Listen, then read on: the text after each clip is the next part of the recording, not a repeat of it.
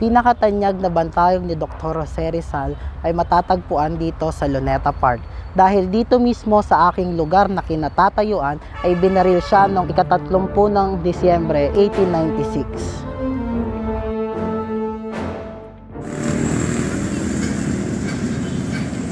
Dr. Jose Rizal ay tinaguriang pambansang bayani ng Pilipinas.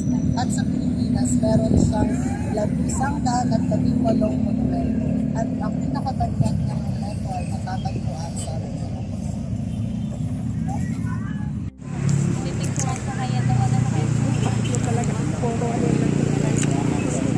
Ang bantayog na ito ni Dr. Jose Rizal ay dating tinatawag na Moto Stela.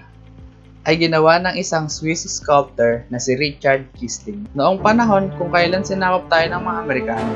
Ayon sa isang panayam ni Atom Arroyo sa sekretary ng National Historical Commission of the Philippines na si Jonathan Balsamo, nagkaroon ng isang international contest sa pagpapatayo ng monumento ni Rizal noong 1905. Noong 1907, nagtapos ang paligsahan na mayroong 40 na entries.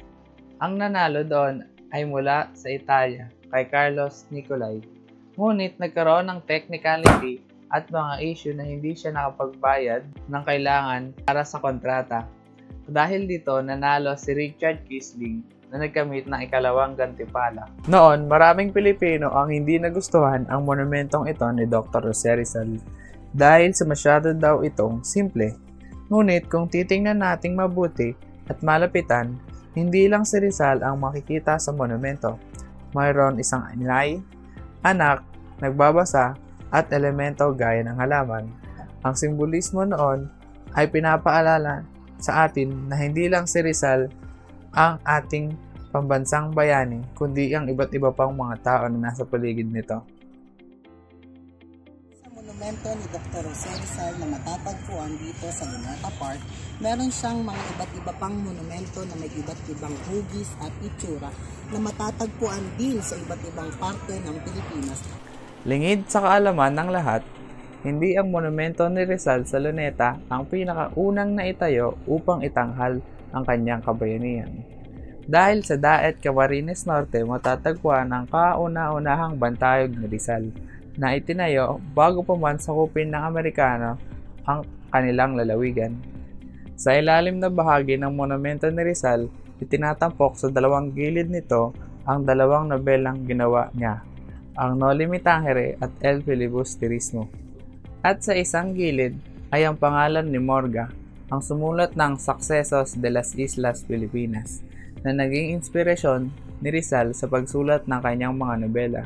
Sa ibabaw na bahagi ng monumento ay may hugis na obelisk at makikita na may 3 bituin sa bawat gilid nito at isang araw na may 8 sinag sa tuktok.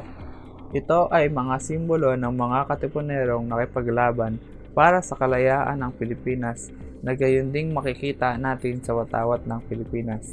Ngunit sinasabi ng iba na may ibang muka ang mga simbolo at hugis na makikita dito. Ang mga simbolong ito ay mga Freemasonry element bilang pagmamalaki ng mga Bicolano dahil sa pagbibigay pugay ng mga Mason na mula sa Bicol, kasamang nakipaglaban para sa bansa ng mga katipunero. At kay Rizal bilang isang Mason, ang kanilang naging inspirasyon. Ang mga lugar ring ito ay naging kuta ng mga katipunero habang sila ay nakipaglaban sa mga Kastila. Sa Calamba, Laguna, ilang kilometro mula sa bahay na kinalakihan at pinagmulan ng ating pambansang bayani, matatagpuan ang kanyang pinakamatangkad na bantayog.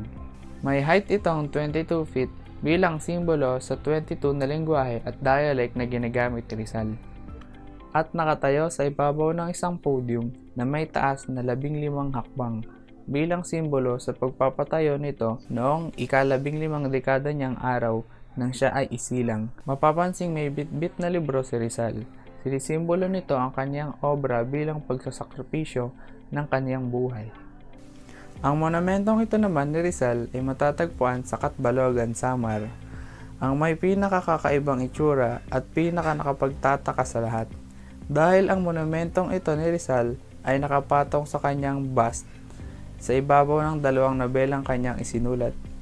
At bit-bit ito ng 3 hubad na kalalakihan. Tama kayo nang narinig, 3 hubad na kalalakihan nga. Ang bantayog na ito ni Rizal ay gawa ng sculptor na si Miguel Alcazar. Ang 3 kalalakihang ito ay sumisimbolo sa 3 malalaking isda ng Pilipinas, ang Luzon, Visayas at Mindanao. Ang kanilang pantay-pantay na laki naman ay sumisimbolo ng pagkakapantay-pantay ng siyang isinulong ni Rizal.